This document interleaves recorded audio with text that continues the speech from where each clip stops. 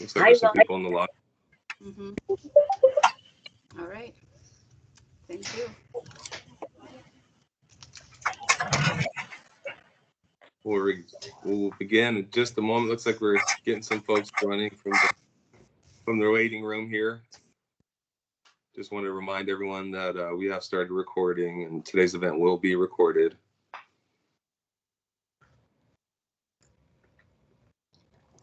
We also want to remind folks that they need to mute their microphones if they're not speaking.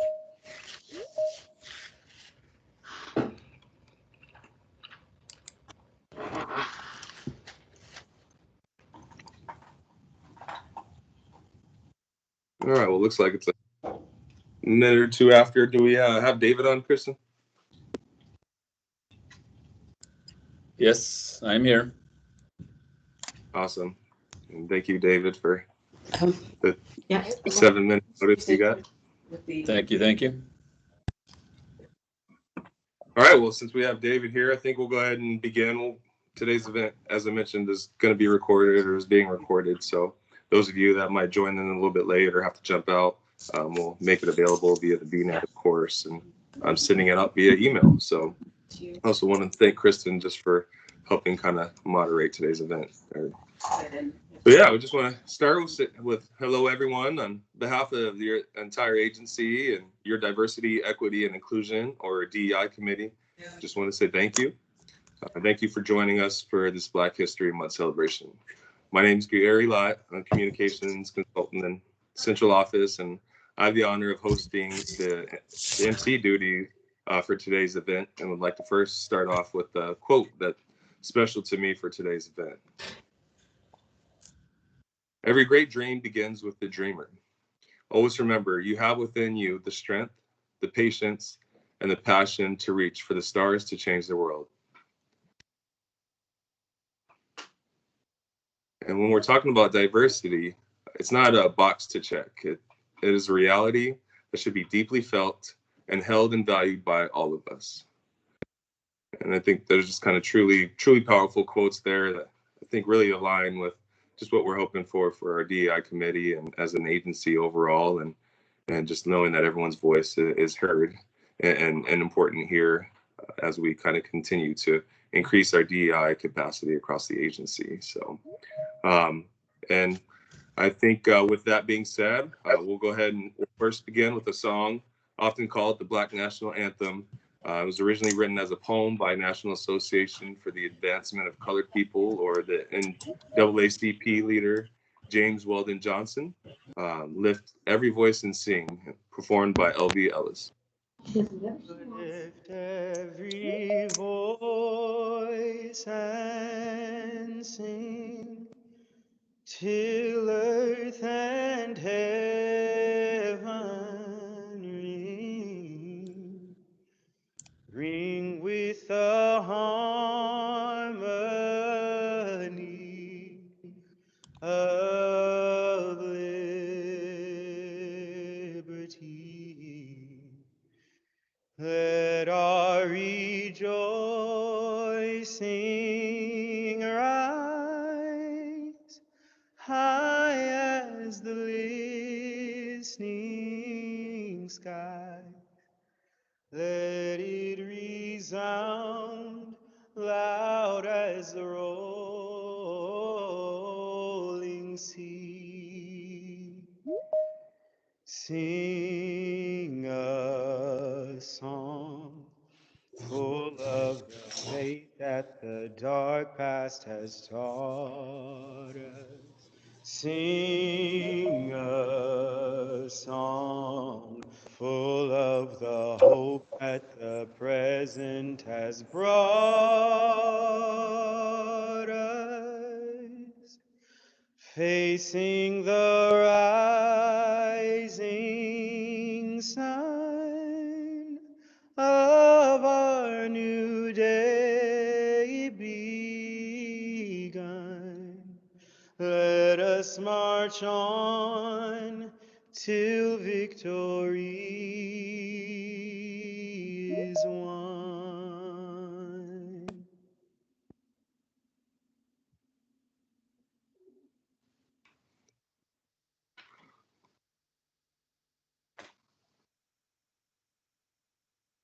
Thank you, Kristen, and just truly, truly powerful performance. I know many of you have heard that and have heard that before, and hopefully you enjoyed that performance as well. And with that, just wanted to jump into our next portion. I'd like to introduce the DEI committee member lead, Natalie Salguero, for the land acknowledgement presentation. Hi, Gary. Thanks everyone for coming. My name is Natalie Salguero. I use they, them pronouns. I'm your internal communications coordinator, and it's an honor to be here with you and do this land acknowledgement. Most of us are meeting virtually from Olympia on the ancestral homeland of the Coast Salish Nation, specifically the Nisqually and Squaxin Island peoples. We recognize that they are the traditional custodians of this land and pay respect to their elders past and present, and I extend that respect to other Native people present as well. Thank you.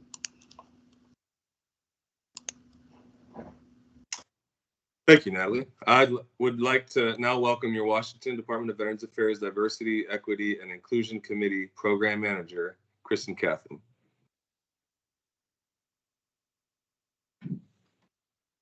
I have to unmute myself. Hi, everyone. So I have up for you the agenda. Today we're going to go through introductions. We're going to hear word from our executive sponsor, David Puentes. We're going to talk about the origins of Black history, celebrating African-American culture. We have a fantastic guest speaker today named Lonnie Spikes from the Department of Fish and Wildlife. And finally, we're going to go into a conclusion for our meeting. And afterwards, I invite you, if you want to stick around, the Diversity, Equity, and Inclusion Committee are going to be doing some side work. So if you'd like to stick around and see what we're about, please do so. With that said, I want to take a moment before we get started. I wanted to actually thank the DEI committee. This group has been working together for a few months now, and they bring such different aspects that create such a wonderful mix in our working together.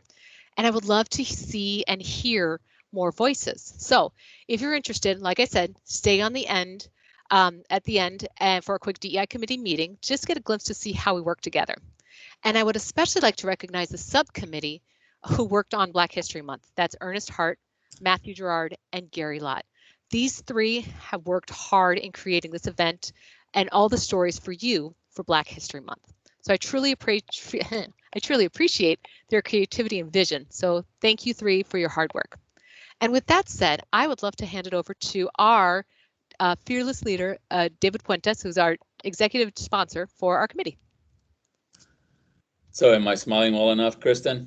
Pardon? Am I smiling well enough for you, Kristen? You sure are. You sure are. So I was reminded to kind of make sure that I smile because I know I'm always so serious. Anyway, I just want to say good afternoon to everyone and welcome to the discussion and celebration of Black History Month. I also want to thank the committee and the subcommittees for organizing this event because this is important for us as we continue moving forward as an organization. To share a little bit about what's going on at the state level. So there's a Diversity, Equity, and Inclusion Council. It serves as the state's workforce DEI advisory and coordinating group. So they work collaboratively with others. The council leads, support, and promote strategic diversity, equity, and inclusion efforts across our state. And the focus of the state, it's for our internal workforce as we serve the citizens of the state. So as you all know, I've been introduced as the executive sponsor for your WDVA committee. I just wanted to take a few minutes to share that DEI isn't about them and us. It's about an opportunity for us to learn about our unique talents, our skills, the experiences, preferences, and interests that make us who we are. And for me to continue to hire the best and the brightest so that we can continue to support our mission of serving those who serve. Sharing and embracing unique perspectives, backgrounds, and history makes us stronger as individuals and a more cohesive organization. This will continue to help us meet our customers' needs and attract and retain the best talent. I also think it's important to understand and embrace DEI as crucial to maintaining a safe, inclusive, and welcoming workplace for everyone and making this a better agency for all of us. I'm looking forward to starting this journey with you because it's an important and critical part, not just to me individually, but to our agency's success.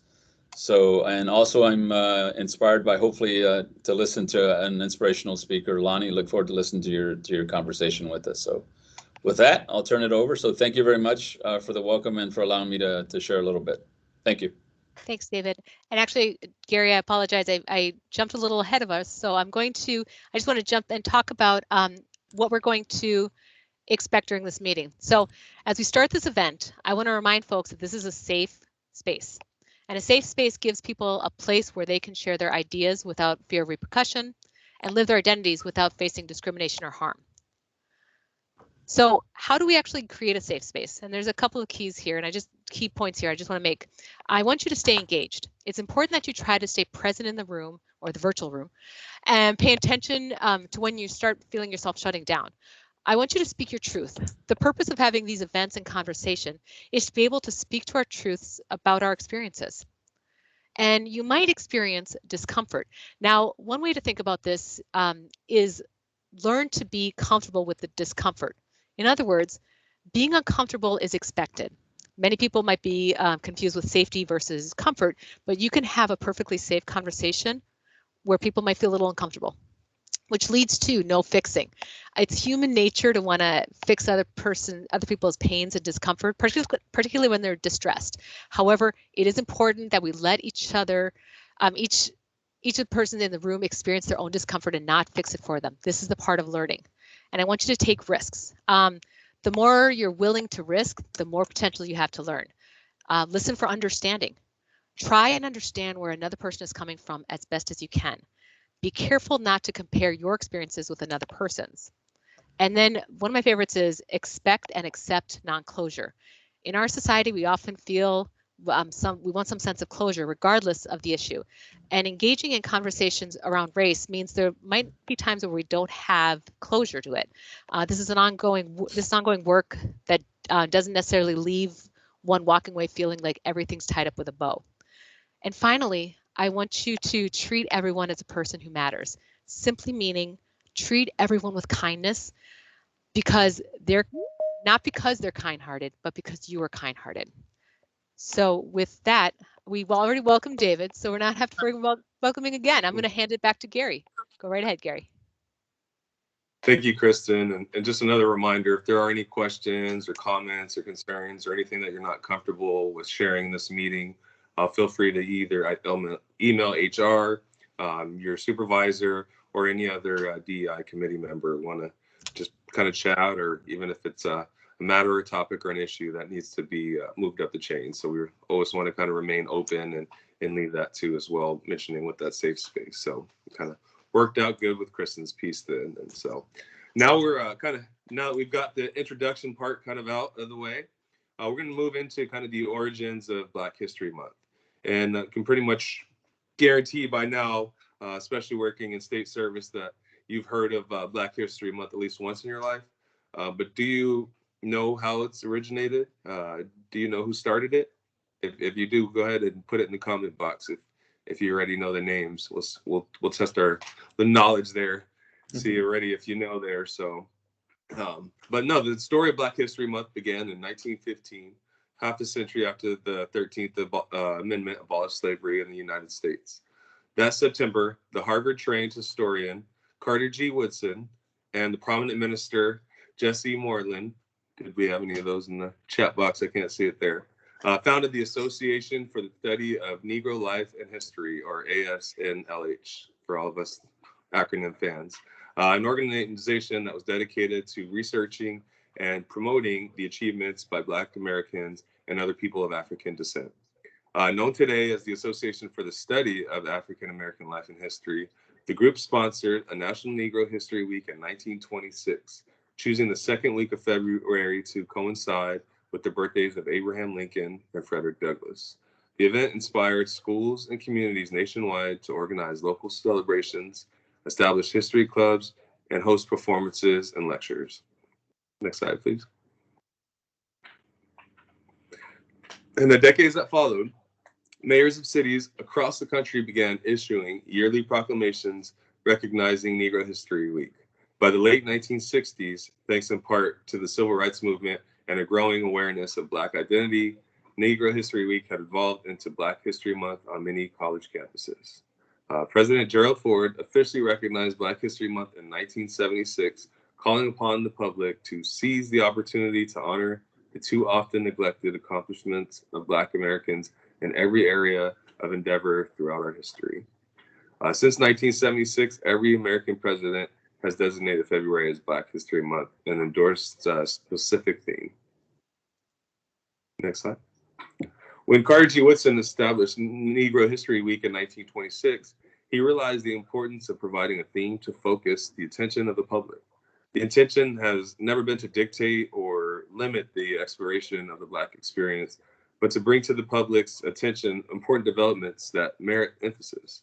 The Black History Month in 2021's theme is Black Family, Representation, Identity, and Diversity. And this explores the African diaspora and the spread of Black families across the United States. The Black family has been a topic of study in many disciplines: history, literature, the visual arts, film studies, sociology, anthropology, and even social policy. Its representation, identity, and diversity have been reverenced, stereotyped, and vilified from the day of slavery all the way to our own current day. But the Black family knows no single location, since family reunions and genetic ancestry searches testify to the spread of family members across states, nations, and continents. Not only are the individual Black families diasporic, but Africa and the diaspora itself have been long portrayed as the Black family at large, while the role of the Black family has been described by some as a microcosm of the entire race. Its complexity as the foundation of African American life and history can be seen in numerous debates over how to represent its meaning, and typically from a historical perspective. So we'll move into the next slide there. And you'll get a break from my voice now, just kind of celebrating African American contributions. And I was very, very surprised to hear this list. If any of you attended the Build meeting, you might have already heard this story, but I think it's just a really, really great and simple way to kind of celebrate the many, many African American contributions that affect and impact our daily lives. So I will hand it off. I believe Kristen's going first, or Natalie's? It's me. Okay.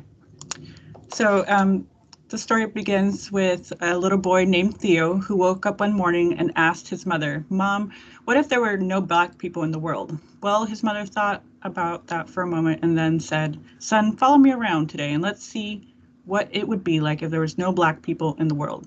Mom said, "Now get dressed and we'll get started." Theo ran to his room to put on his clothes and shoes. His mother took one look at him and said, "Theo, where are your shoes?" "And those clothes are all wrinkled, son. I must iron them." However, when she reached for the ironing board, it was no longer there. You see, Sarah Boone, a Black woman, invented the ironing board, and Jan E.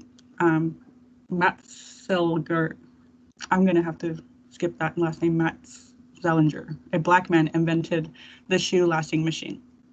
"Oh, well," she said, "please go and do something to your hair." Theo ran in his room, grabbed his comb, but the comb was not there. You see, Walter Simmons, a Black man, invented the comb. Theo decided to just brush his hair, but the brush was gone. You see, Lydia O. Newman, a Black female, invented the brush.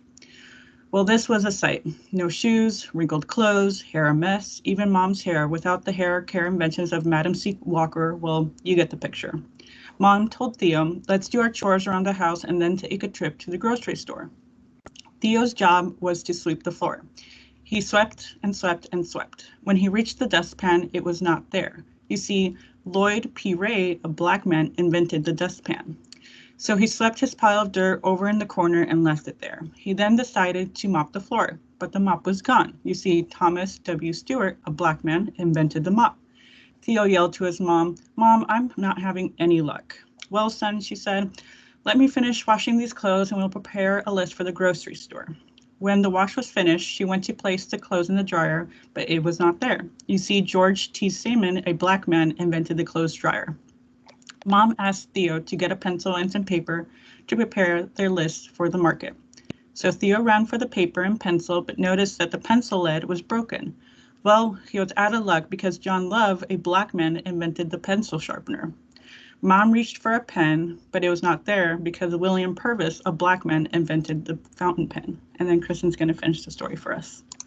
As a matter of fact, Lee Burridge invented the typewriter, and W.A. Lovett invented the advanced printing press. Theo and his mother decided just to head out to the market. When Theo opened the front door, he noticed the grass was as high as he was tall. You see, John Burr, a black man, invented the lawnmower. They made their way over to the car and found that it just wouldn't go because Richard Spikes, a black man, invented the automatic gear shift, and Joseph Gammell invented the supercharged system for internal combustion engines. They also noticed that the few cars that were moving were running into each other and having wrecks because there were no traffic lights. That's because Garrett Morgan, a black man, invented the traffic lights. So they walked to the market, got their groceries, returned home. Just when they were about to put the milk, eggs, and butter away, they noticed the refrigerator was gone. You see, John Standard, a black man, invented the refrigerator. So they just left the food on the counter. By this time, Theo noticed he was getting mighty cold. Mom went to turn on the heat. And what do you know? There was no dial for the furnace, or a furnace for that matter. Alice Parker, a black female, invented the heating furnace. Even in the summertime, they would have been out of luck because Frederick Jones, a black man, invented the air conditioner. It was almost time for Theo's father to arrive home. He usually takes the bus, but there was no bus. There was no bus because its precursor, the electric trolley, invented by another black man, Albert Robinson. And he usually took the elevator from his office on the 20th floor, but there was no elevator because Alexander Miles, a black man, invented the elevator. And he also usually dropped off the office mail at a nearby mailbox, but there was no longer there because Philip Dowing, a black man, invented the letter drop mailbox, and William Barry invented the postmarking and canceling machine. So Theo and his mother sat in the kitchen table with their heads in their hands. When the father arrived, he asked, "Why are you sitting in the dark?" Why? Because Louis Latimer, a black man, invented the filament within the light bulb. Theo quickly learned more about what it would be like if there were no black people in the world, especially if he were ever sick and needed blood. See, Dr. Charles Drew, a black scientist, found a way to preserve and store blood, which led to him starting the world's first blood bank. Well, if a family member ever needed heart surgery, what would they do? This wouldn't be possible because without Dr. Daniel Williams, a black doctor, who performed the first open heart surgery. So, if you've ever wondered, like Theo, where would we be without black people? Well, it's pretty plain to see. We would all be sitting in the dark. Well, thank you, Kristen. If I can have you, I think you can bring up the PowerPoint back up. I think maybe when you switch to your video, it switched to your desktop. Are you good now? Not yet. Still Are see you your not- desktop. Oh, you see my desktop? Okay. Yes. Please hold. Please hold, folks.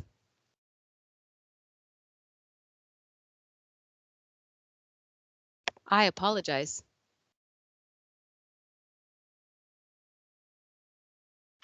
Okay, can you see Officer Goodman?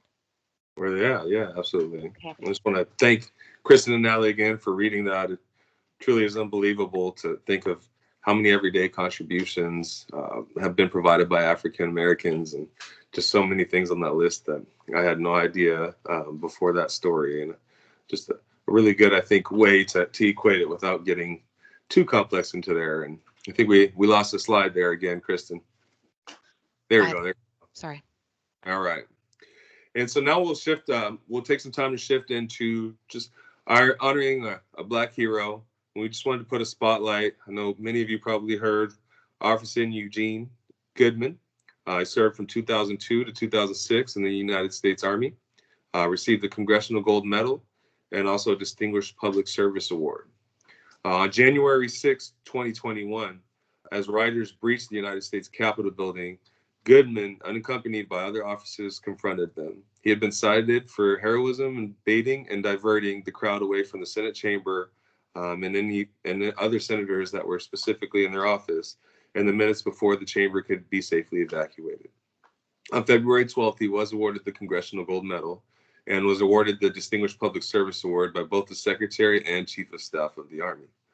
Following the event, Goodman said he was not looking for any accolades and expressed concern about potentially being targeted by extremists, but insisted that he would do the same thing again. It's our pleasure just to honor Eugene Goodman for his selfless public service and for his actions that undoubtedly saved lives. as well as his military service as well. And so moving into that, we'll move into today's guest speaker, provide a real quick brief intro right here, and I'll let him share a little bit more from his past history. Lonnie Spikes, a veteran and fellow state employee, was a founding member and served as a chair for the 2015-2016 Washington State Veteran Employee Resource Group, or VERG.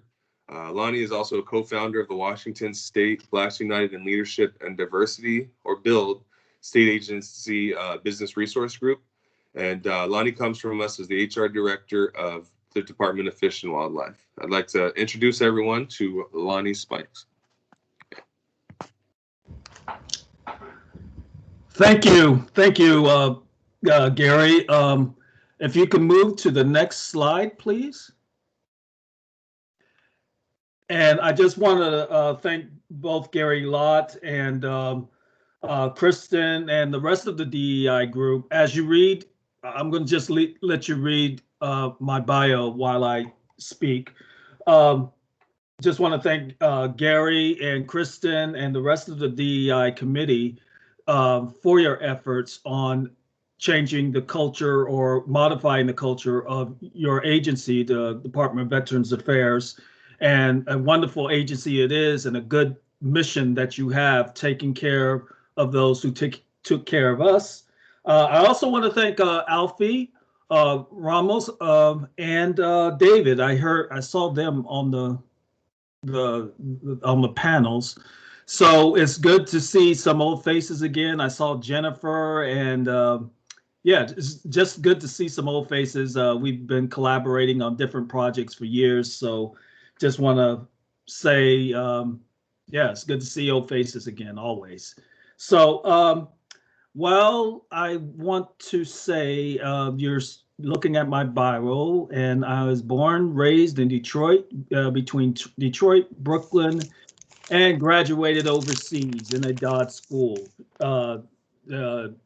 specifically in Germany. How many of you ever saw the old TV show Fresh Prince of Bel-Air? Well, you don't have to respond. I can't see you, but that was my story. I was in Detroit and got in some bit of trouble.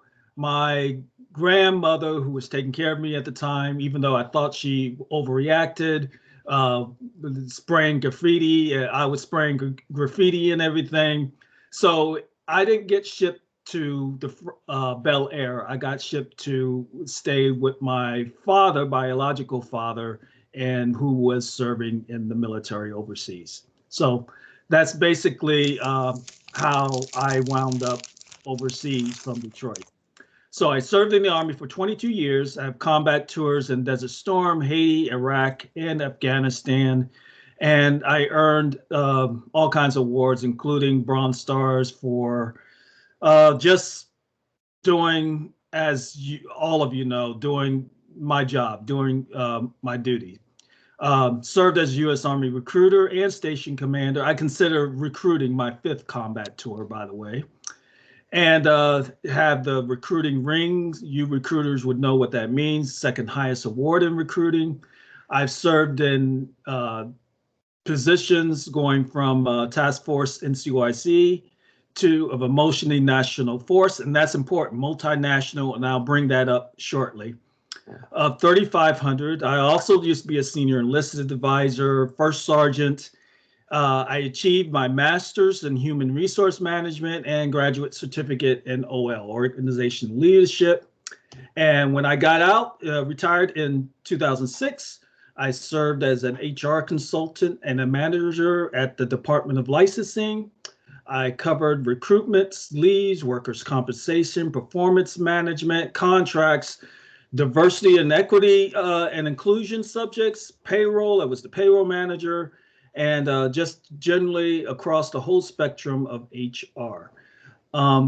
As Gary stated, I was one of the founders of the Veterans Employee Resource Group of Washington State, which some of you may know, the VERG, and we assisted hundreds of veterans, literally hundreds of veterans, transitioning out of service into Washington State government. some of you I see today. I am also the founder, one of the co-founders of the Blacks United in Leadership and Diversity, the BUILD, which is one of the 6 business resource group that the Governor Inslee has sponsored and endorsed. I am currently serving as the HR director from the Washington State Department of Fish and Wildlife, and those 2 points are important. If you can, next slide, please. Okay, so I was asked, what does Black History Month mean to me? I had mentioned that I am in the Washington State Department of Fish and Wildlife, and that's important because my agency now, we are trying to do what you're attempting to do with committees and diversity committees and employee resource groups. Our agency is pretty heavy and basically white males, and they want to diversify in all areas, both in their culture and their hiring practices and their recognition practices and retention. So I myself is the first Black or even person of color as the HR director. So that was important as well. So again, going back to Black history, what does it mean to me? I say, first thing I say, it's all about catching up. We have Black History Month. Next month is Women's History. You have Asian Pacific. You have Hispanic Month. You have all these different months. And to me, is all about catching up. And I'll explain that. So I say Generation X. Generally, Generation X is classified as being born between 64 and I believe 78. This is the first generation I'm part of. We're the first generation born with their full civil rights. The Civil Rights Act of 1964, it was signed in 1964 by then President Johnson. Before that act was signed, be it Jim Crow or some other types of legal discrimination, that was rampant and that was commonplace. Then you have the Voting Rights Act of 1965. That was signed by then President Johnson. Before that, again, restricting people from the ballot boxes, polls, what have you, making it hard was both legal and sometimes required in some states. And I say Generation X is the first one born with their full civil rights, and I believe that's highly important because if any of you know the history of Blacks and being lynched and being terrorized and not to even talk about the slavery, just 100 years after that, if you can think about all the institutions that were built up during this time period, be it in education, be it in healthcare, be it in housing, being in the banking system, all of these histories did not have in mind thoughts of Blacks being included in those systems, the fact that women being included in these institutions, the fact that Hispanics, the fact that LGBTQ, and we'll get into all that later, but we are reaping the benefits of all these institutions that were built up over a period of time that did not put in their design the fact that people of different colors, different races, different nationalities, different sexual gender preferences and all that, they did not have that in mind. And now Generation X, which is the current generation, the previous generation are now moving out of the workforce now. Generation X are the ones that are dealing with these institutions. So that is one of the big things that is important to me. Generation X generally came of age between the 60s, 70s, and 80s, really the late 80s to the late 90s. Black American history is different from any other immigrant or non-white population because There's a famous MLK speech to a reporter. Black Americans are the only part of the population that was enslaved on American soil, not because of some sort of conquest of conflict or financial means, just because of the skin color. So that is different from any other population that was currently on in America. So being released from slavery, our ancestors who were released or free without any means to sustain or build wealth through lands, homes, education. Most, if not all, newly freed slaves were illiterate. And then we have the successive years of 100 years of Jim Crow and legal discrimination that I just went through. So, like I just alluded to, we have systemic or institutionalized racism. Again, this is never meant for inclusion of, again, people of color, women, LGBTQ, those with disabilities, myself, where I grew up, I didn't know this until I was an adult, that we were on the target of redlining. And if you don't know redlining, you can Google it, but redlining is generally the practice of sectioning out parts of the city where only different classes or different parts of people can go, blacks and browns and so forth. And it was done in partnership with lending institutions. You could not get a mortgage if you trying to buy a house in a certain neighborhood.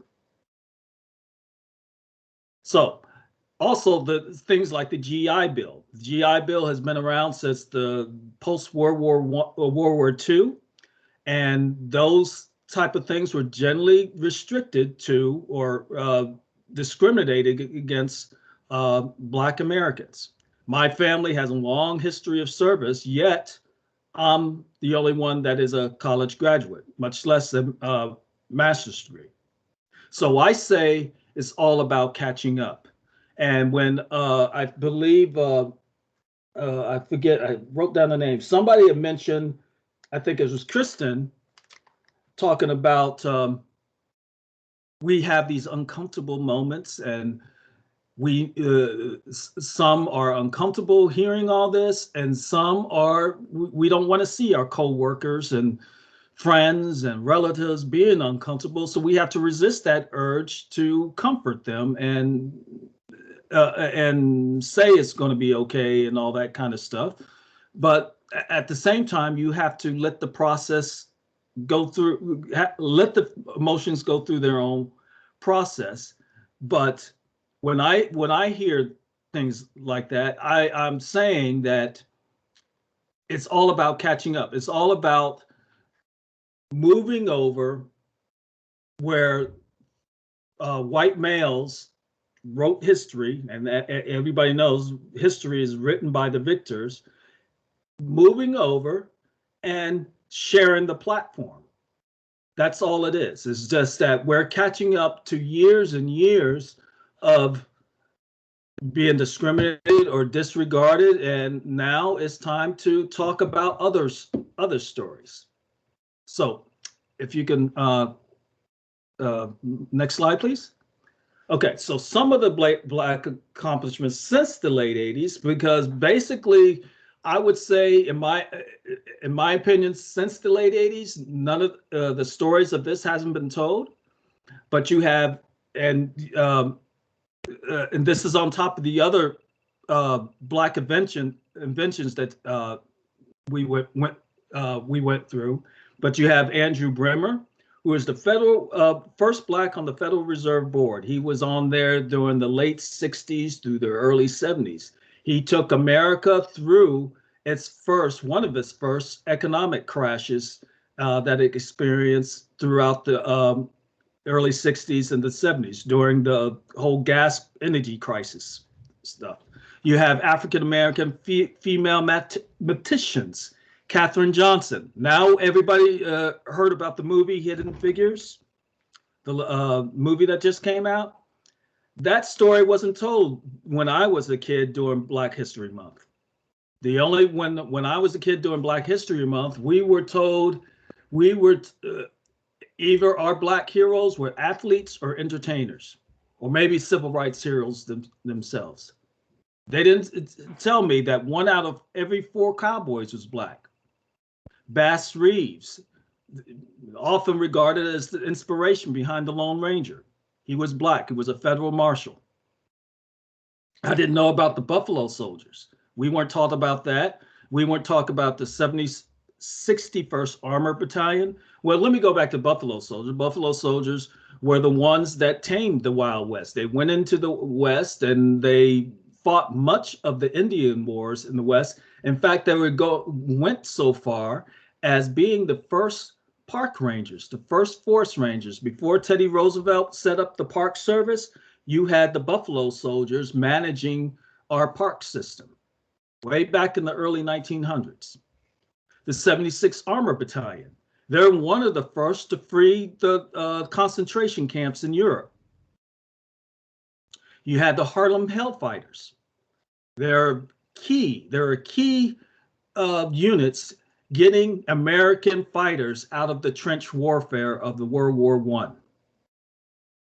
and World War II. You had things like the Black Rattlers. They're also a famous World War I fighting unit. And I don't have on here, but who can forget the Tuskegee Airmen? To this day, they're the only fighter battalion, fighter pilot squadron who never lost a bomber on their missions. And that's back when you had to escort bombers over enemy territory. Also, development of the satellite, I don't know how to say that, geodesy model, GPS, Gladys Mae West. She was a African-American woman. She also designed the electronic radar and navigation system. She had a heavy hand in all of that. I wanted also, it's not on the slide, but Patricia Bath. She's an African-American woman, and she invented or designed the modern cataract laser eye surgery. And these are accomplishments that is now just coming out since the late 80s. So, like I said, it's all about catching up, telling others stories. Next slide, please. Okay, so my diversity in military service in Washington State Service, basically when I was in the service, basically as a senior enlisted advisor, first sergeant, or even my days on staff duty, task force in CIC, multinational formations.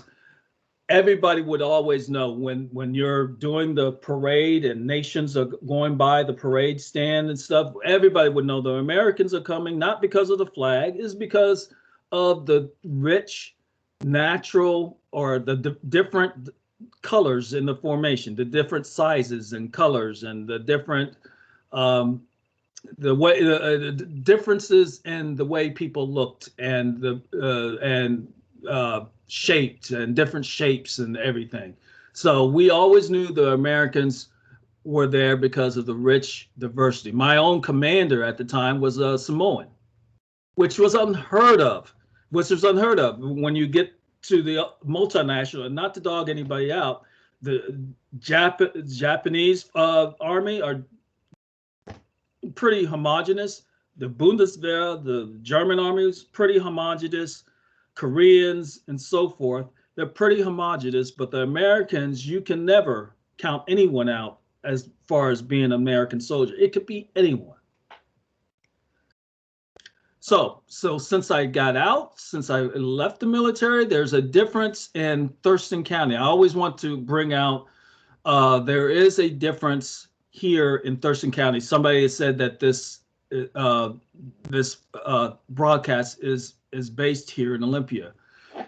Just remember when you're setting up your groups that there is a difference between diversity programs in, say, like King County or Pierce County in diversity programs or support for diversity programs down here in Olympia County.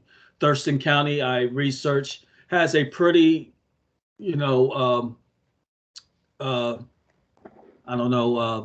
singular history as far as diversity as well.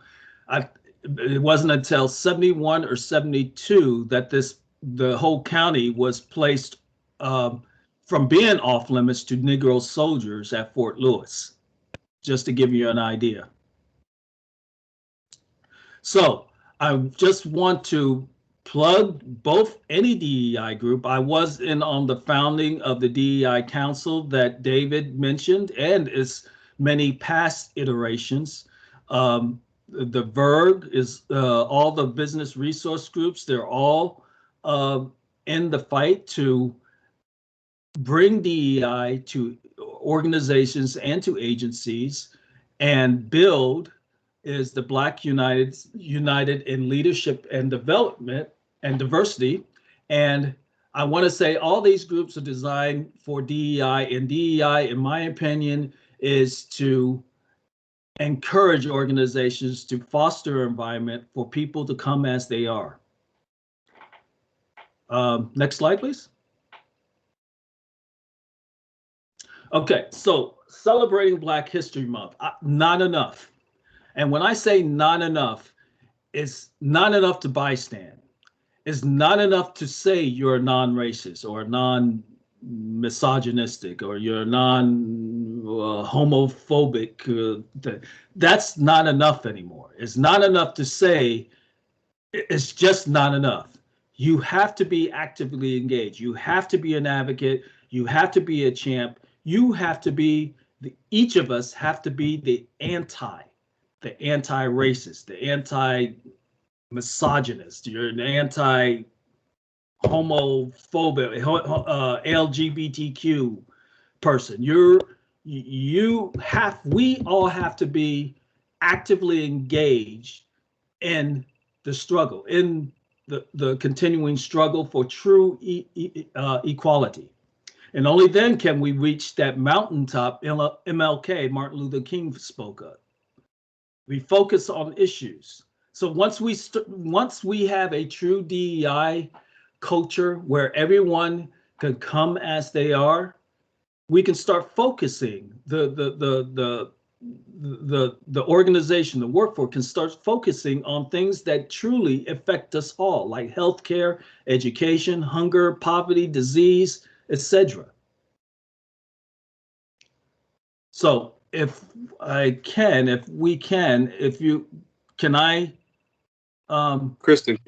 let's see if Kristen, we might have she should be able to start it for you. Okay. And this video, this clip is I saw this clip a little while ago. This clip is exactly what it's going to take for all of us to get together. So look at this clip, and it'll show you that even kids get it.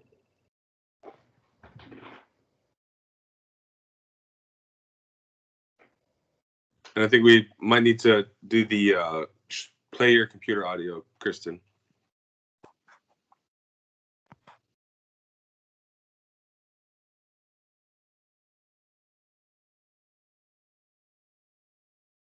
Sorry about that. Can you guys hear me okay now? Yeah, I can hear you. Okay. Let me try one more time here to see if that. I'm going to not share and then I'm going to reshare, okay? Because I have to.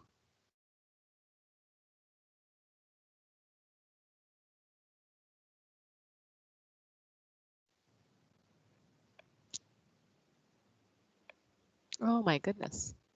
Please hold.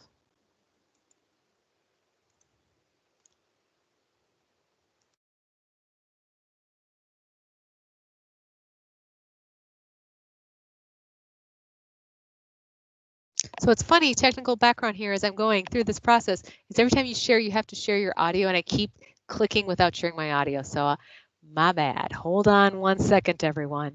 Okay. Include desktop. Screen too. Okay, can you see my presentation here? The presentation? Okay. Yep.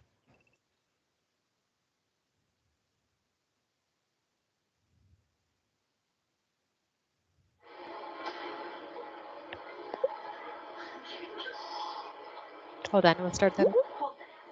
Trust us. Us kids are ready to take.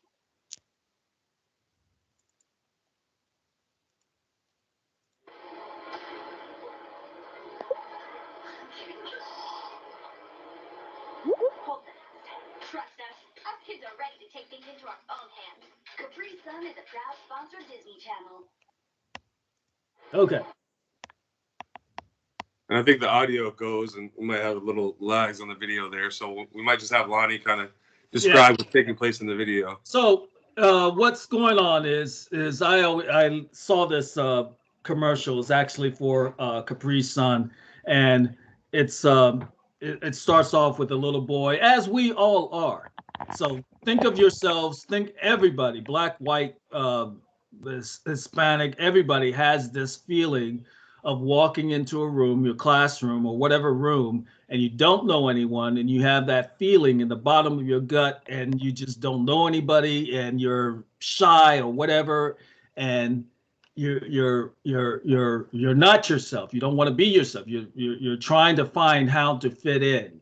And this clip, this kid walks into the lunchroom, has his lunch, and he's looking for a place or looking for somebody a place to sit down, and he goes to most naturally a table with other boys in it, and for whatever reason they make it known that he is not welcome there.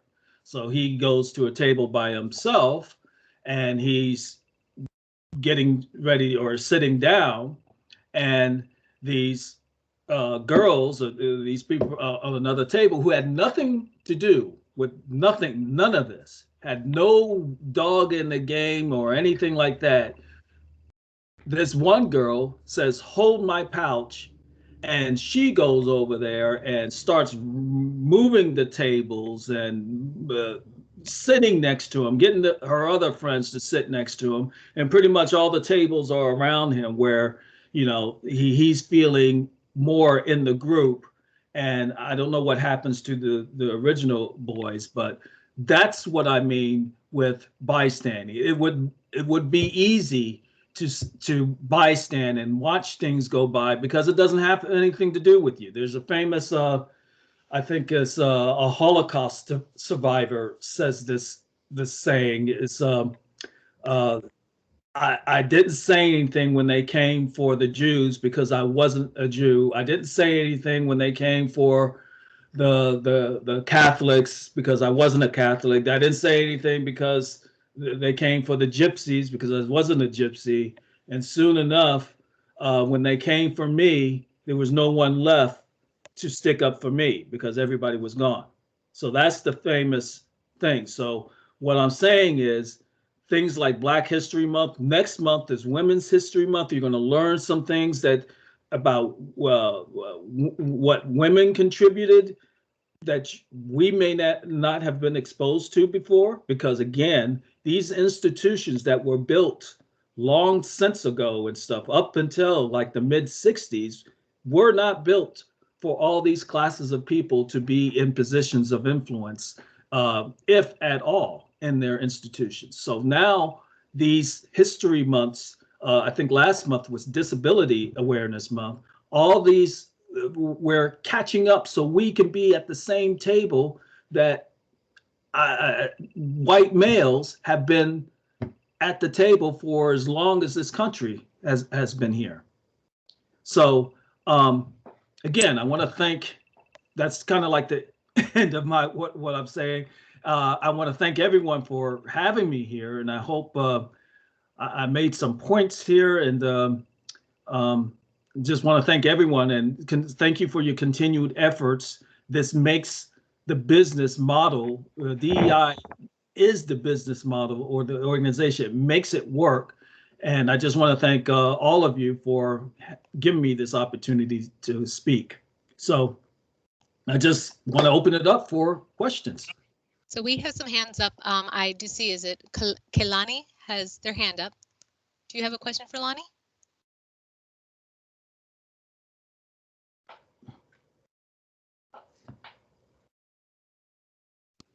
We'll just ask, go ahead and unmute. I know some of you raised your hands for the Bel Air questions as well too. So if anyone has any questions, feel free to unmute now or add your questions in the comment box, and I'm sure Lonnie will be able to get those, or send either myself or Kristen an email, and we'll make sure we get those to Lonnie. So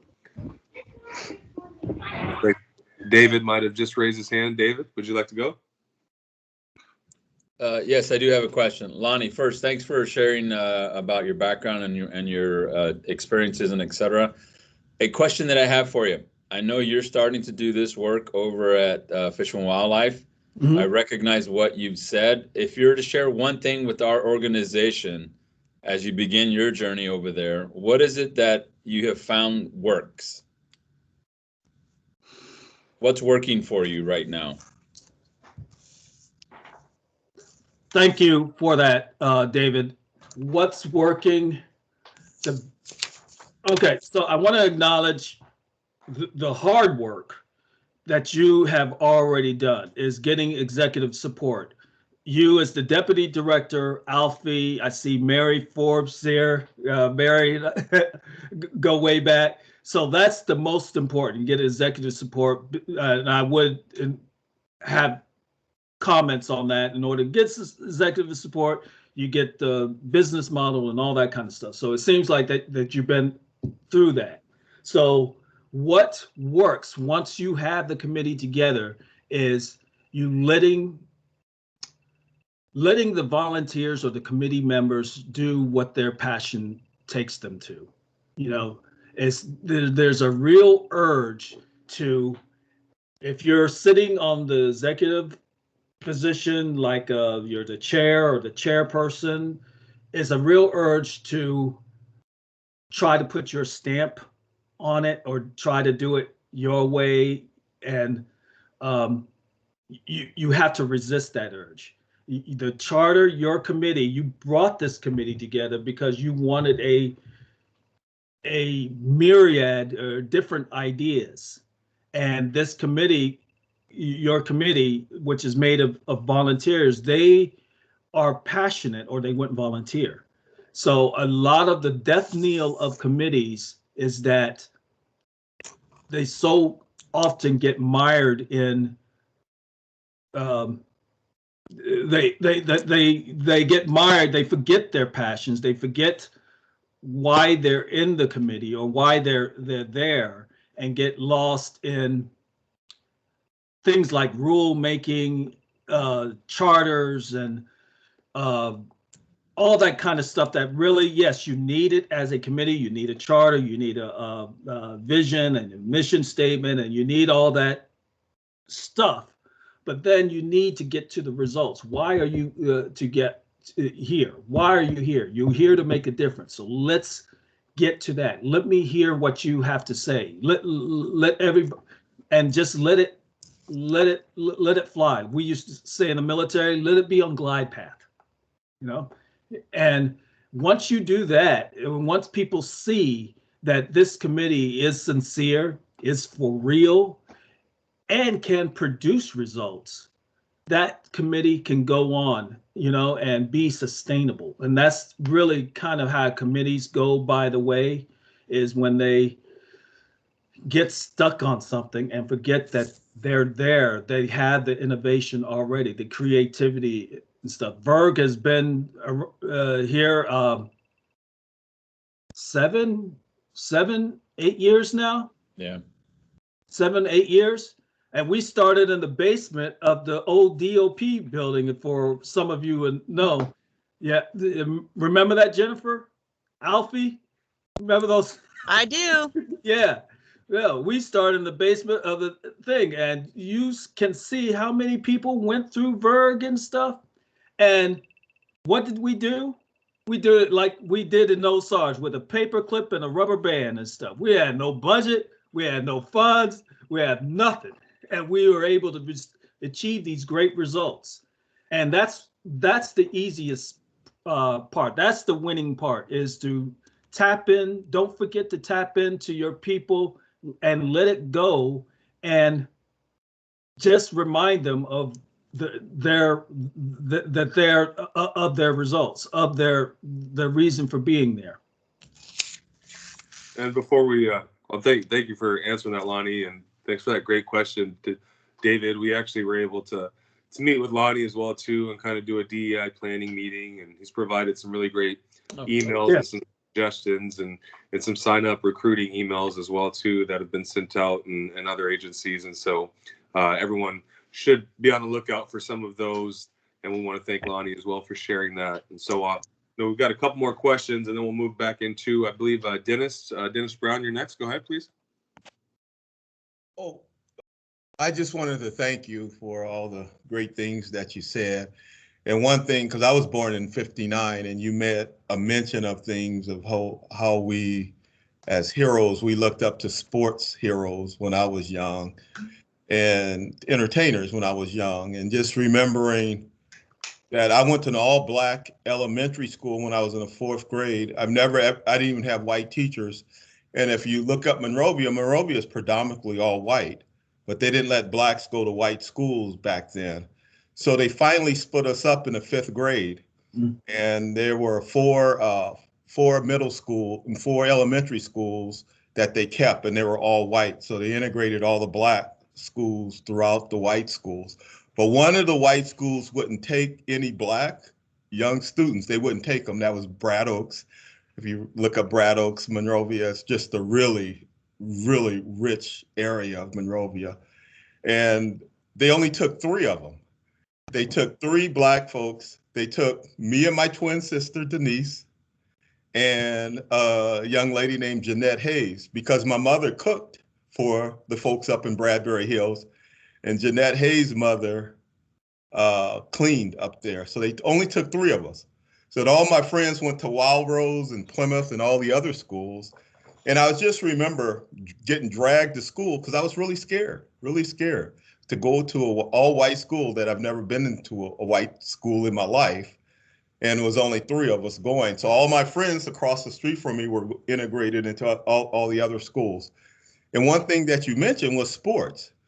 And Brad Oaks have never won any games or flag football games ever till I got there. And only reason, and I used to stay in the principal office during lunch because I was scared to go outside because I've never been around white people. I was scared, literally scared to go outside. And my sister and Jeanette didn't care. So they were outside racing, and they beat the 2 fastest white guys in the school. And they turned to the football coach and said, "Oh yeah, my brother's faster than me." So they ran into the office and said, "I want him on our football team." So they called my mother, got my mother on the phone. It was, there was no cell phones then. They said, "Miss Brown, your son's not coming outside for recess." So she said, "This is what my mom said. Give him the phone." So I took the phone. She said, "Get your ass outside and start playing, and you're going to play on the football team." And I didn't want to play on the football team. And I finally was forced to play. But I just wanted to say, I lost a lot of my black friends because I played for an all-white school and we wind up beating them. And so I was alienated from my own neighborhood for a long time. But what got me to the point where they were comfortable with me, because you mentioned sports. That's what got them comfortable with me. They won their first game ever at Brad Oaks School, and we went on to win all the way up to the championship game, and then we lost. But it was just like, then I was a hero to everyone, only because of sports. And that was it. And like you said, that's what we kind of, when I grew up, that's what I had to look forward to. And believe it or not, the O.J. Simpson at USC, when I grew up there, I know he's notorious now, but those kind of things. And when you said that just kind of struck a chord in my life. But it was a great experience for me because it shaped me who I am today. To be only 3 of us at an all-white school, it shaped me. And then I got accepted, and then I got more comfortable in the years to come, being around other folks of color. And then it just became this, it just really became for me, it made me realize everybody's the same. But I got called every kind of name under the sun there. But after a while, I was just like everyone else. And I'm glad you mentioned that because it really just struck a chord with me. So thank you. Well, thank you for that, Dennis. And that just, hearing your story, that just reminds me of why we're all here, Department of Veterans Affairs. So I assume all of us, or most of us, served, was a veteran. And it just reminds me that the U.S. military was the first to get it right. Yeah. 1948, Truman signed the act integrating integrating the forces, the military forces, and we all, or most of us, I assume, came out of an organization that thrived on how much we're the same rather than how much we are different. We thrived on that. It didn't matter. And now that I'm out, we're all out. We're seeing how much the military, even though we probably dogged it out when we were in, but now we appreciate how well the military handled all that when we were in. I hear they're doing very well now. What was it? Don't ask, don't tell. They open the doors to LGBTQ. I hear they're doing very well with that, and they're integrating all that stuff. So again, we are benefiting from the institutions that we came out of, and that's a hats off to military. So Dennis, your story about sports bringing people together, so do missions, values, service, public service tends to do that as well. And I'm looking at the screen and I'm looking at all colors and stuff, and it's great. Yeah. Yes, it is. And WDVA has been great with that. And, Alfie and David and all these folks and Gary and Christian that put this stuff together make this agency a family-like, but also very diverse. And, it's just, for me, great to see, just been, like I said, after a certain age, I grew up where you couldn't vote, so I'm not included in that. So, but yeah, so when I look at that, I always tell my kids, because my father and them in their lifetime for a long time could not vote in America. Right. So for me to vote and to get out as being a Black man, and I always tell my son and daughter, always vote, because you have a voice regardless or not. So I just feel that need, like you said. So it's great. So thank you. And I came after you. I was born in the late 60s. So I have to salute you for taking all that and the past generations that took us all there. And now we're past the separate drinking fountains and stuff like that. Now we're getting into the institutions, we're dealing with all that is left behind. Thank you again too, Dennis, for sharing that. I think that was kind of really great to also hear a different perspective and the different eras of growing up and just kind of what you've been through and now all of the life-changing impacts and service that you've done through our agency is just truly remarkable to our transitional housing program and just the agency overall. And I know I believe Ashley Harris had a question if you wanted to, Ashley, and then we'll probably do one more question after that, and then probably have to move on to the next portion. So go ahead, Ashley. Okay, great. Thank you. Hi, Lonnie. It's good to see you again. Hey, Ashley. I know, right? Hey. Yeah, it's a fun, yeah. So thank you. I just wanted to thank you for your time, because everything that you said was so spot on, especially around the part of, creating an environment that feels safe and inclusive for our employees that are coming on board with WDVA. So as a new recruiter, I've only been here 3 weeks with the agency, but I'm obviously focused on creating some outreach efforts around DEI, but also just really wanting to make sure that we're not losing focus of the retention piece when we bring folks on board.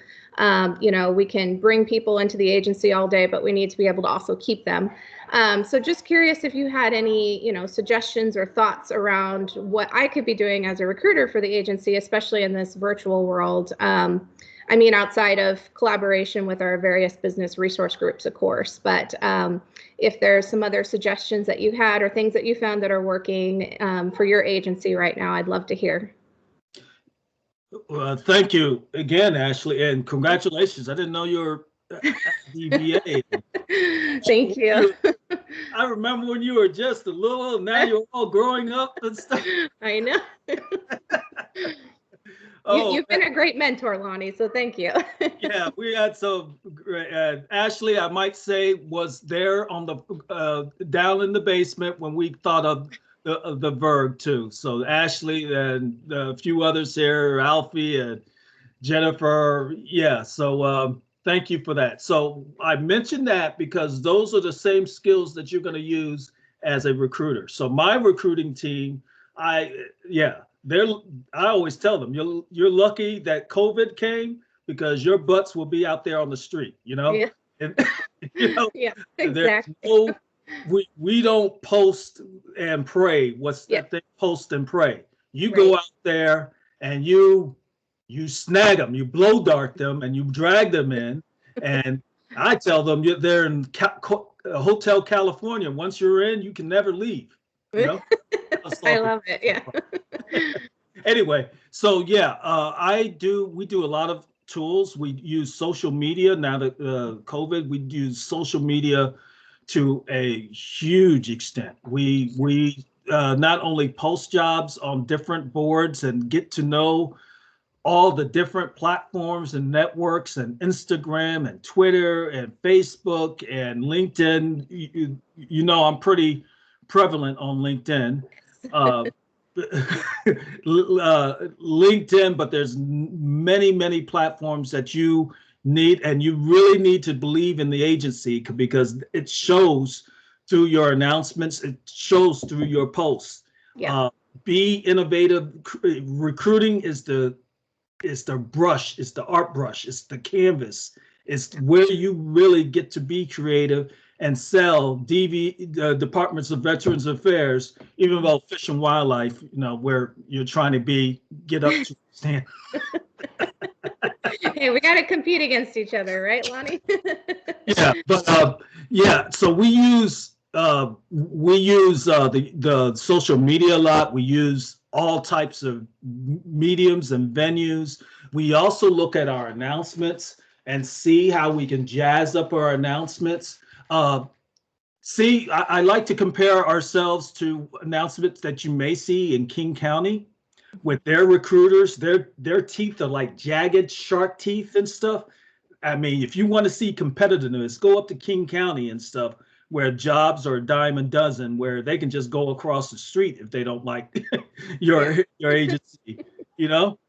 So I pattern my announcements, or have my recruiters pattern their announcements out of leading edge, whatever's the leading edge. Never mind, think outside the box. Eat the darn box. Eat the box and spit it out and throw it in my face. I really enjoy the creativity of the recruiter. So if I was to say one thing, is creativity and stuff. Explore, do everything it takes to get that talent. Awesome. Great. And thank you. And communicate with your hiring managers. Yes. Find out exactly what they want. Okay.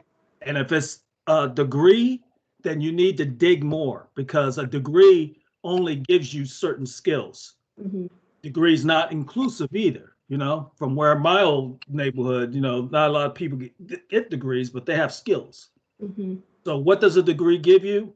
They'll tell you, well, having a degree guarantees me that they have this and this and this. Okay, well, those are the things you want. So let me just give you a candidate that has this and this and this. Right. Okay. Awesome. Thanks, Lonnie. It was good to see you again. Yeah, good to see you. Well, nice to hear from you, Ashley. Thank you. That was a great question. And maybe we'll have, if we get some time in the future, Lonnie, maybe we'll have Ashley pick your brain in a little meeting like we were able to with the DEI meeting. And so do we have any other quick questions? If not, we can throw those in the comment box there, but I want to kind of give one more opportunity for anyone that might have had their hand up or had one last quick question. Looks like, is that your hand up, Karen? No, okay. That was her real hand up, not her digital hand. All right, so if anyone has any questions, feel free to to leave those in the chat box. I'm sure Lonnie will take a look, or email Kristen or myself, and we'll make sure we get those to Lonnie. And I just want to thank you, Lonnie. We appreciate you taking the time to join us as a speaker, for telling your story, for motivating others to tell their stories, helping to tell the stories of so many other Black Americans during your speaking as well. And then we also want to just thank you for sharing so much useful information when it comes up to setting up a DEI committee, for recruiting, diversity, and just for assisting us in celebrating Black History Month as an agency. So I want to thank you again, Lonnie. And I think we kind of hit on my next point there. If we can get our slide there, Kristen. With nice to see all of you again. Nice to see all of you, and continue to be on Glad Path and let them come as they are. Yes, we appreciate that, and we'll continue to see you and pick your brain in the future too, Lonnie. So okay, thank you again for that, and make sure you check the comments there. I think there's a couple comments and people thanking you there. So if you get a chance, make sure you take a look there. And so with Lonnie kind of mentioning who got it right, our military service got it right first, and so us being WDVA, there's no way we couldn't honor some of our Black veterans. And so you might have seen some of these in the emails or on our social media platforms through our WDVA channels, but just wanted to kind of take another quick few moments just to kind of honor some Black veterans from different war eras. And so we'll kind of start first with our, and of course with our mission of serving those who served. We want to make sure we're reigning true with honoring and celebrating those accomplishments here too. So World War I, we kind of selected Henry Johnson.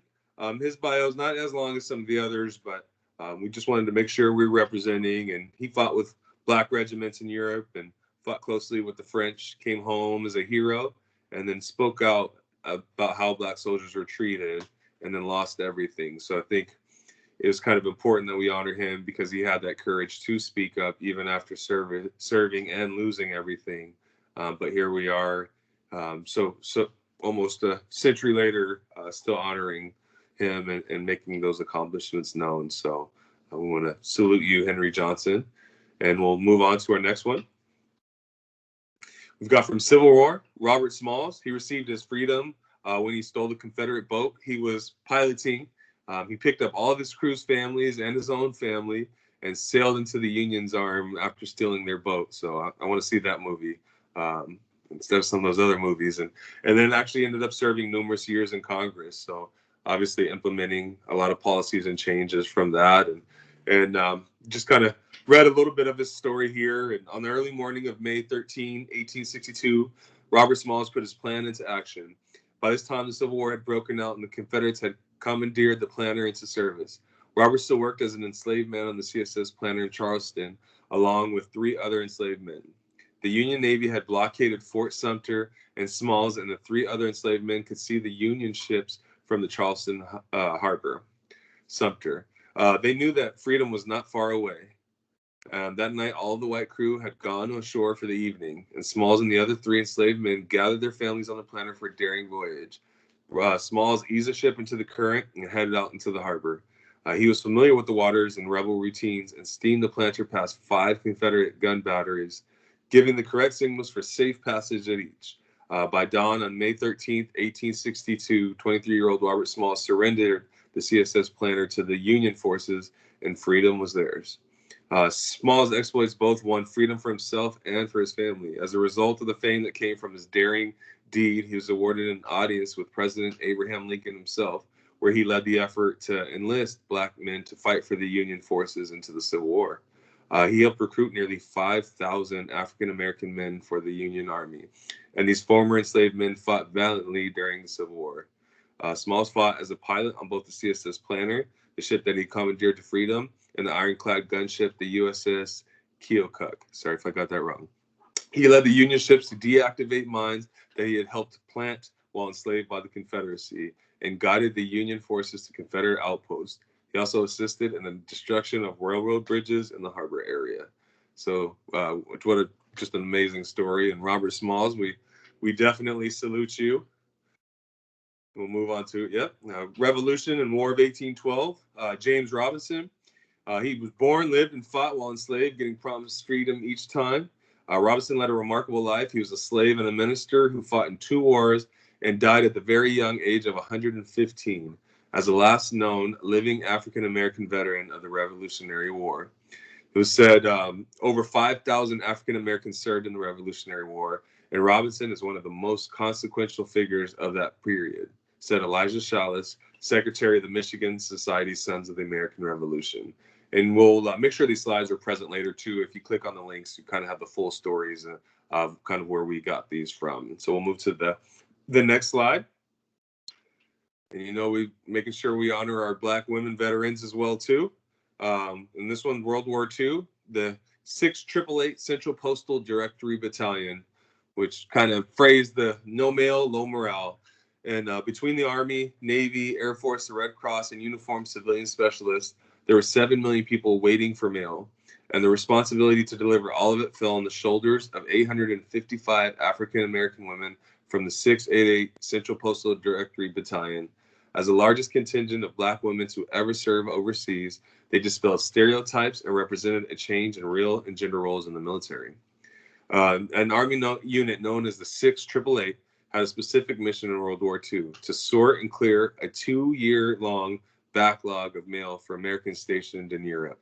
We might know those backlogs similar to some of those federal VA backlogs too. So between the Army, Navy, Air Force, the Red Cross, and uniformed civilian specialists, they amounted to the 7 million people waiting for mail.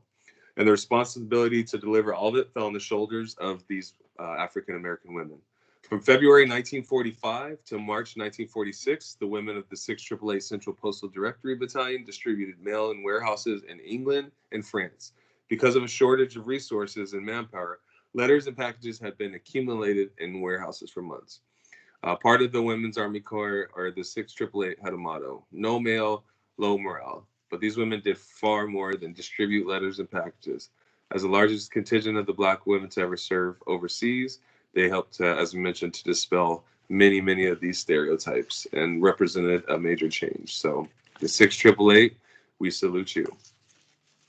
And we'll move just lastly, just kind of some, you might have seen these two in an email, but just kind of some 10 facts about African military service. We just want to provide some interesting numbers on Black military service. Stats like, did you know that close to 1 million African Americans served during World War II? Or did you know that as of 2016, 30% of enlisted active duty women are all African American? Or how about America just having over 2 million Black veterans nationwide? So this is just kind of a true testament to the sacrifices and service through the decades of African American military service, and just another reason on why, as an agency, we hopefully continue to serve those who served, with some of the stories there. So in conclusion, kind of we should emphasize not Negro history, but the Negro in history. What we need is not a history of selected races or nations, but the history of the world void of national bias, race hate, and religious prejudice. Carter Woodson. And so I just began with a quote and wanted to kind of end with another powerful quote to conclude today's celebration, especially with just making sure that all of our voices are heard and active. I'd like to thank you all for joining us and hope that you leave this meeting with just a better understanding of Black History Month and the many contributions throughout our unique history that have come from African Americans. And with that being said, we'll kind of, before we shift into our DEI work to recap and kind of recap today's meeting and also start planning for some March meetings and DEI things for Brain Injury Awareness Month and Women's History Month.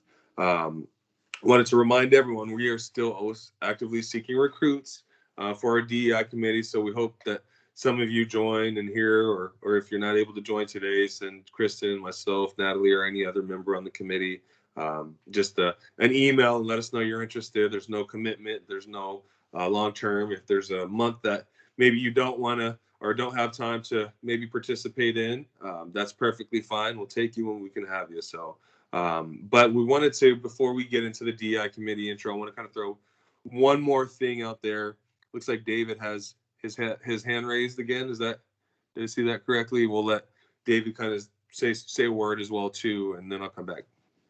Yeah, before we move on to the next section of this, I wanted to ask a question of the group to see if anybody had any Something somebody wanted to share. What did they learn today? What is something that we got out of this conversation? If someone's willing to be brave, as we all know, Kristen gave us sort of that speech about what are the boundaries and creating safe spaces.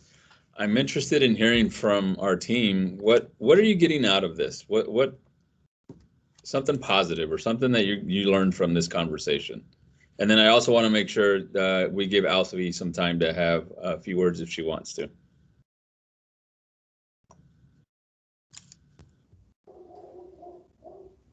I'll share something real quick. What Lonnie said about Generation X and the Black community are the first generation to have their civil rights intact makes it, I'm not sure how to feel about it yet, but it's very on the forefront of my mind as I was listening. So thank you.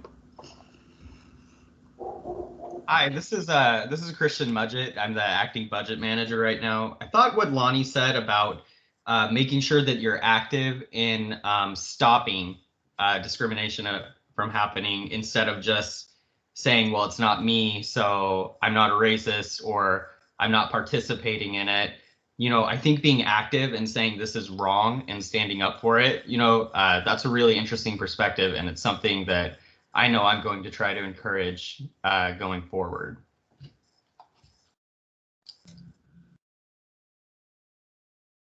That's a really great point, and we appreciate that. And I think that point right there, too, me personally, is just kind of one of the biggest things. You know, how many times have you heard, well, I'm not racist, I have a black friend, or, you know, our president was black, or something to that effect. And just almost literally feels like someone's just completely dismissing anything, you know, as far as the points are valid or any discrimination.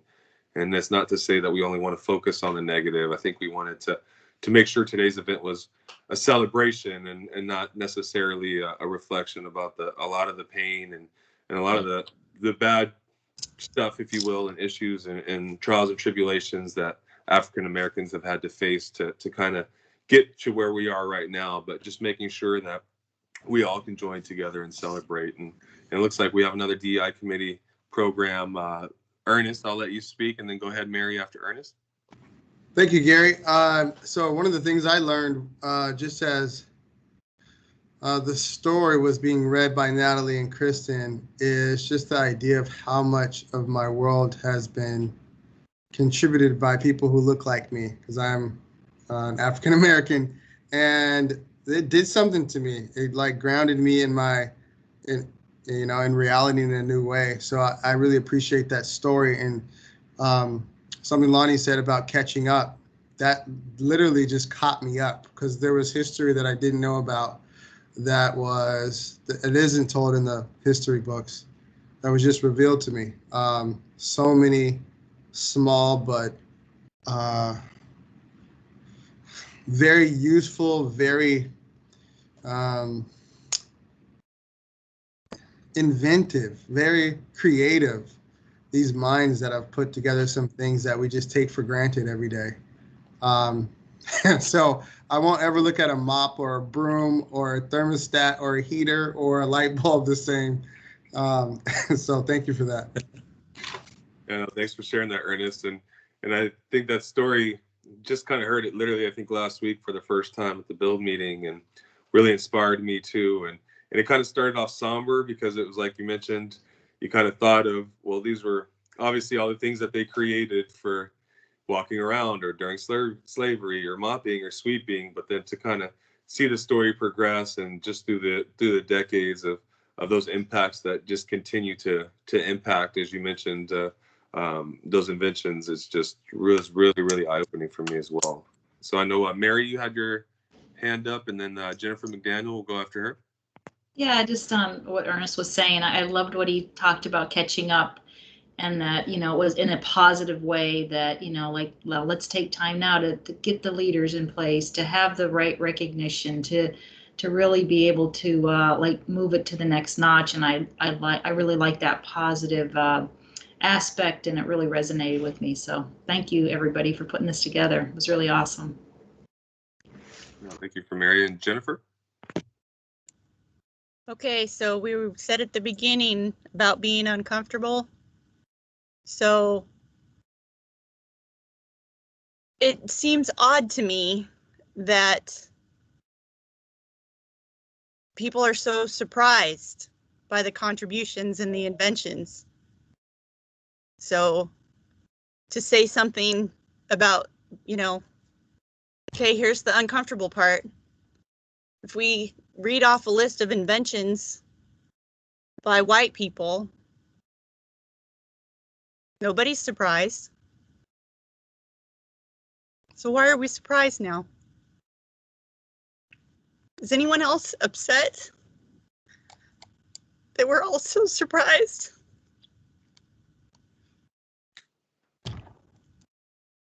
I think I appreciate you sharing that, Jennifer, and sharing the emotion and that passion.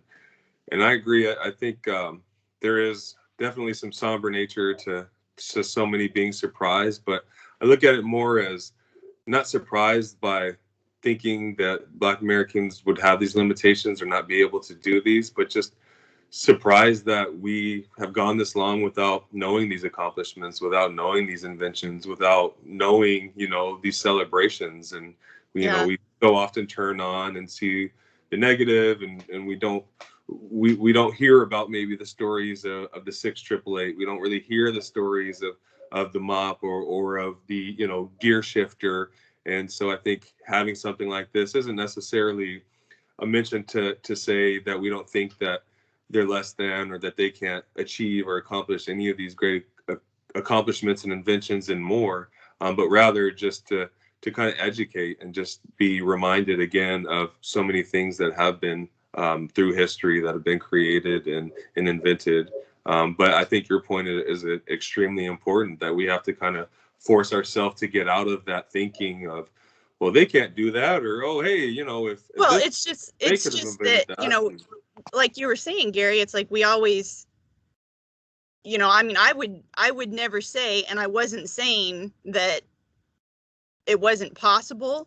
It's that we don't talk about it. It's not discussed. You know, like Ernest was saying, hey, these things were done by people that look like me.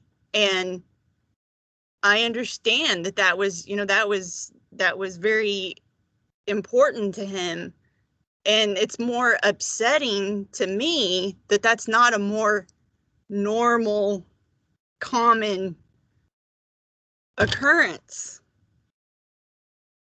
I don't know. Maybe I'm coming across wrong. I don't know. It just, no, I think that makes, you know, complete Gary, sense. I mean, you understand what Yeah, I'm saying, no, right? Because absolutely. we've talked before. It's And that's why it's upsetting to important me. for it to be active, I think, and not just saying, hey, you know, I know Black people can do great things, but tell the story of the brush, tell the story of the mop, tell the story of 6888 to many others, because even those of the same skin color might have never even heard these stories. So it's pretty certain that there's many of other skin colors that definitely haven't heard of it. And so we need kind of those educated and to kind of spread this knowledge and spread the education there. And I want to thank you again to Jennifer, and open more discussion as well too after or on a side conversation as well. I want to make sure everyone gets a chance. I might have missed some hands. I saw Renee's hands pop up just now, but I think there was another hand or two that popped up. I think Andrea was next. All right, go ahead, Andrea, and then we'll do Renee after.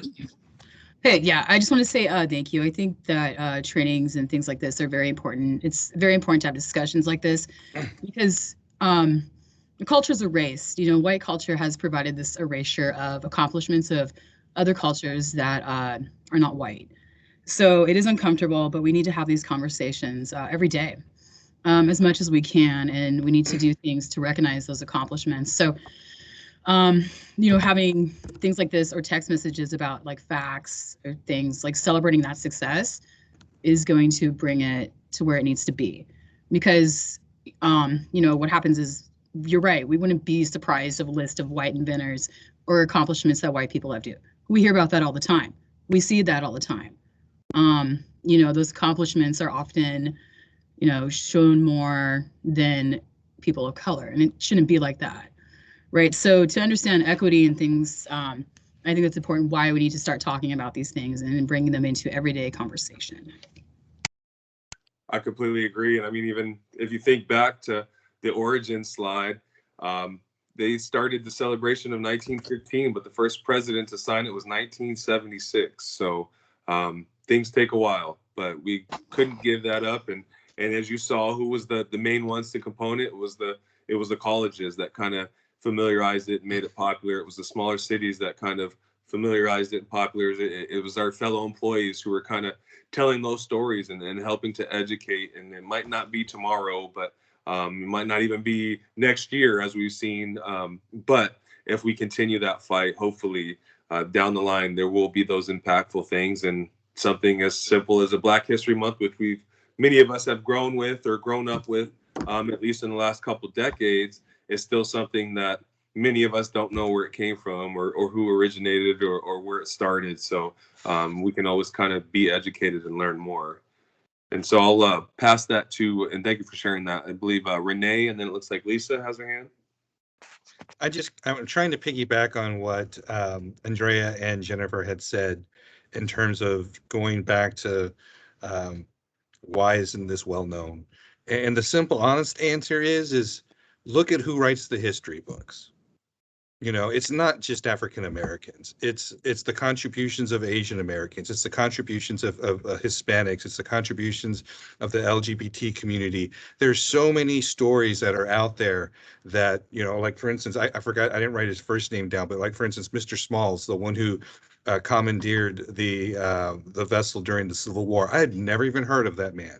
And like you said, where's that movie? You know, so these stories are left out of history books because the authors of those history books are geared towards a certain audience that they feel is appropriate and who they feel is the larger audience. And so by having these months, I mean, there are a lot of people sometimes that you'll often hear it. Well, where's my month? You know, why don't I have Caucasian American history? You're in the history books. The history books, for the most part, are captured. There's so many contributions and so many That's stories. not even Caucasian, too, Renee. Well, however way you want to say it. Go ahead, sorry. And again, I'm not trying to, I don't want to cause a debate about that.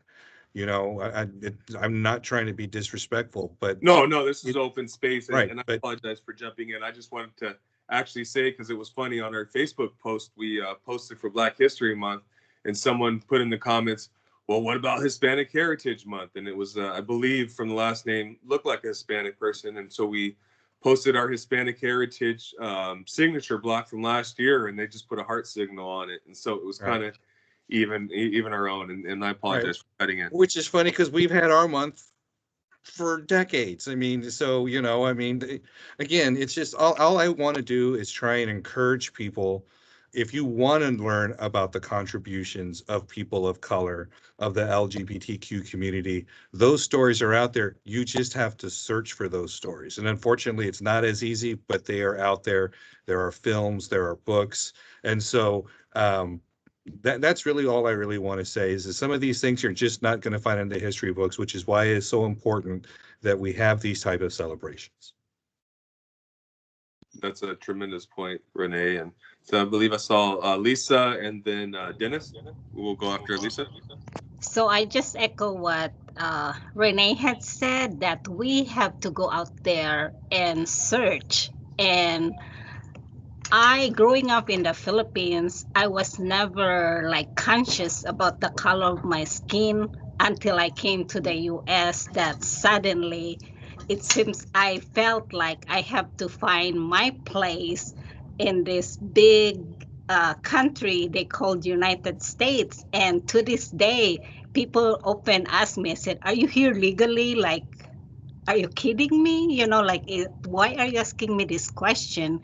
And the first one that I can remember is my experience in basic training and also going back to college here in the US. And one of the electives I had taken was history of African American. And I was surprised that the father of medicine was a Black Egyptian. And everybody was thinking it was Socrates, which he's not. And I don't know if people know, I I believe his name was Imhotep. He was practicing medicine many years before Socrates started that thing. All I can say is that we need to celebrate each other diversity. I think that's what makes us so special, because we have a lot to contribute. No, absolutely, Lisa. Thank you for sharing that. I know I saw Dennis's hand raised, and then I might have missed a couple other. We'll move to someone else after that. Go ahead, Dennis. And Jennifer said something about, things that's making it, sometimes we got to be uncomfortable and truthful. And I just really want to say something, and I know we all want to put in everybody's stuff in it, but there's no group in America history has been discriminated against and hated more than Blacks in America history. And that's just a fact. I was watching C-SPAN a little while back, and it was this Asian American activist in San Francisco. And they had a big meeting when all this stuff happened with COVID. And they all came to this meeting, all the Asian Americans said, we are just getting yelled at and screamed at because of this COVID-19 that has came from China, and we're getting spit at. And the guy said to them, he said, don't worry. America will get back to the people they really hate. He said, don't worry about it. He said, they hate Black people more than anything. And then he said, voila, George Floyd happened. And then all of a sudden, everything focused back on Blacks. And I just think people need to realize that Black people were enslaved, we were hung, we were killed. I lost two of my good friends 5 years ago when I was in a car. We were driving down, and one is a doctor, one is a policeman, and one is an attorney. And I was down there visiting with them, and we were out to dinner in Thousand Oaks, California. And all of a sudden, we're in an Escalade, 4 Black men, and all of a sudden, police pulled us over. And all the windows went down, and everyone stuck their hand out the damn car except me. And this is what my friends were saying, excuse my language, get your fucking hands out the car, Dennis, before you get us killed. He said, I don't know what happened to you up in there fucking Seattle, but you need to get your hands out the car because these motherfuckers will shoot us. And that's how he said it to me. And one of the friends won't even talk to me to this day because he said, man, you could have got us killed that night. He said, I don't know what happened to you up there. But I'm just trying to say, this is about Black History Month, and Blacks have been the most discriminated group of minorities ever in this country discriminated against. And that's the true fact. We're still discriminated against in every level of America history, even till this day. My mother used to kiss me every time I walk out that house. She said, come home alive. How many times did you tell your kids that? Come home alive, son. If the police stop you, yes, sir. No, sir. Don't say anything. Because I grew up in LA, California. So who says that? Have Mary ever said that to her kids? Come home alive. Have anyone said that? My parents did that all the time. And my mom used to kiss me every time I walked out that house when we grew up. Because we knew we were in an area that Blacks got targeted a lot. So I'm just saying this is the uncomfortable thing. We can put everybody in there, but Black History, it should be, every month because we've been discriminated against so much in our country from day one. And I just want to say that because, it still goes on day in and day out. Just the other day, a young Black man got killed in New York just bouncing a basketball. They thought he was running away from a robbery scene, So those are type of things I'm just talking about. Groups don't get that Blacks get. You look at the history of how many that's been killed just in the last 2 years. So I just have to say that uncomfortable feeling, like Jennifer said, because it happens a lot and stuff. So. No, thank you for sharing that. And remember I want to repeat Audrey's comment and what Kristen said, but discomfort is okay. As we've seen there, we need to be educated. We need to hear these stories. We need to share these stories. And I want to hear you talk for another 3 hours, Dennis, to be quite honest, because it truly is remarkable to think of the things that you've gone through and your strength and where you're at now. It's a story that many of us don't have a clue about, or even those that might even be of color in present day have never had to experience. Just seeing the difference, kind of Lonnie being born into the first one with civil rights, and then you being before that, and then me being born a little bit after, and just seeing the differences. It's just compared to maybe what someone's being born with today, and I think that we need to keep hearing those, and even if it's not pretty, if it's ugly, if it makes people uncomfortable, then good. That means we're impacting some change, and we're speaking the real raw truth, not just kind of trying to pretty it up to make it look nice. So I want to thank you again too for sharing that, Dennis, and just for being so open and honest in both of your sharing, as well as everyone else too for sharing. And I think we've got a couple more minutes. I'd rather we set up a planning meeting for March events later and continue our discussions than to take time doing that. So I will pass the mic on next to anyone else's hands that I raised, or someone else who would like to share. Looks like Kristen raised her hand. Go ahead, Kristen. So David asked before what things we had learned, and Dennis, when you had brought up your when you had gone to school, you're only a few years younger than me. You're a few years older than me. Trust me. No, you're a few years older than me, and I think about like Ruby Bridges when she was escorted and school desegregation had started, and that's what I think of. I think of long ago. And I don't think of people in my life that really went through that. And I can't imagine. I think of my child, and I think of the having her be in that situation that you and your sister and your friend were in, and just being scared not to want to play with other kids because you didn't know. It breaks my heart. And it breaks my heart too when I think about having a child who you have to tell, like having your mother tell you, come back alive. I love you, come back alive. The talk that your mothers have, that parents have to have with their children about survival, that I won't have to have the same conversation with my daughter because she's white. And it reminds me of that. It reminds me of where we are as a country and where we need to get to. So thank you, Dennis, for sharing that. I really appreciate you. You're welcome, Kristen.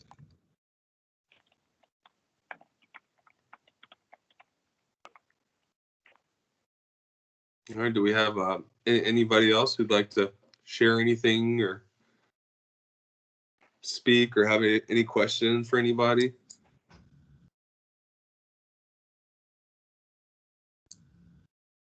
All right, well, with that, we'll leave it to Alfie then to lead us off into our conclusion and leave a little bit of time there maybe for some planning or at least setting up for the next meeting. I want to make sure anybody that's really interested or wants to join us, we have a little bit of time to kind of chat after, but I'll pass it to you, Alfie, to conclude us madam. Thank you, Gary. And first of all, I just need to say, I believe in diversity with heart and soul. And we always need to look at inclusion and who is not at our table. We always need to look at how we write, what pictures we choose to tell our story, and who we recruit to be able to bring into our WDVA family. We just need to continue being very deliberate in looking at our communities to be able to bring that talent that is going to make our agency richer. So I just want to thank the DEI committee, to thank David for being the executive sponsor and making the event today look effortless, but at the same way powerful, because I know it takes work to be able to put in something like this and a lot of time.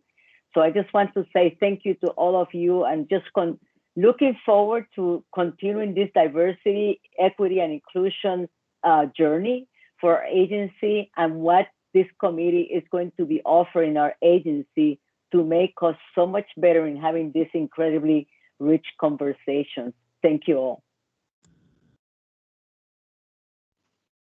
Thank you, Alfie, for that. And I want to thank you again. I think I actually even wrote a little last part. Let me spit out my conclusion, but just want to thank everybody again. I know we're closing it to 4, but just wanted to appreciate everyone for joining today, for sharing all the different comments, questions, suggestions, everyone that shared personal stories. Those are the stories we need to hear, and those are going to help motivate those that weren't ready or willing to share their story this time, but might be ready to share it next time because of you. So I want to thank you all who did that, and just move that on, I think, into Kristen. I'm going to stop our recording here, and then we'll pull up. Oh, looks like we've got a point there, David. Sorry. Go ahead, David. So I've been thinking about this and how to say this. So I feel like for me, I wouldn't be doing my job as a sponsor if I didn't share this. So one, I want to say thank you, because the reason I asked the conversation how everybody was feeling that after listening to Lonnie and everybody speak and et cetera, is because I wanted to get a sense of how our community is currently working, how you guys are feeling when you're having these kind of conversations, because they're not easy. They're not easy at all, because you can see everybody's passionate about how they feel. They're passionate about their own personal history. And I think, Kristen, when you set up the conversation about our mode of how we're going to act, behave, and be in this group, what I'm getting ready to say next is not to take anything away from anybody. Please, please do not. So I'm trying to figure out a way to say this politely and respectfully. When we're sharing, I want us all to be respectful. I want us all to be professional. I want us to be having that tone that you want someone to listen to you because you want to be respected and heard. I am in no way challenging the comments that were shared, because I think they were heartfelt. I think they needed to be said, and they were appropriate in the moment about what someone was feeling like. But what I want to share is I want to create that space and inclusive environment where we can be equitable, diverse, and inclusive about how everybody feels, because someone may react different to what you say and how you go about saying it. What I want to see is, when I speak my truth, it's my truth. When you speak your truth, it's your truth. Somewhere along there, we need to meet in the middle and maybe make sure that we're understanding each other so that we're somewhere on that same page where we can work well together. I'm not saying everybody's going to be sitting by the campfire holding hands, singing Kumbaya and marshmallows. But at some point, I think as an organization, we can do exactly what we did today and continue to model this behavior, because this was great. It was a great conversation that we just had. The fact that all of you are willing to speak your minds and share those kinds of things, I think it's awesome. Thank you. Thank you for that, David, and thank you for your support and for kind of introducing that discussion and that conversation, and continuing to make this a safe place for everyone to share. So, and just the all important message of making sure that we're still meeting together. So with that being said, unless we have any other last points, then I'll want to thank everyone. And if you'd like to kind of stay on and share a little bit more, or just kind of, we're going to just chop down a couple little bullets and set up the next meeting for our March planning for, I believe it is Women's History Month. And then I believe we are also doing the disability. Brain Injury Awareness Month. Brain Injury Awareness Month. And so I know with Brain Injury Awareness Month, we'll definitely be tuning into Peter and a lot of the great work that they're doing and sharing a lot of the great programs, resource lists, mobile traumatic brain injury apps, and more that we have with that. And so we'll move into discussion then. I guess go ahead, Kristen, I'll hand it to you. Awesome. Thanks. So if you want to stick around, please stick around. I know this meeting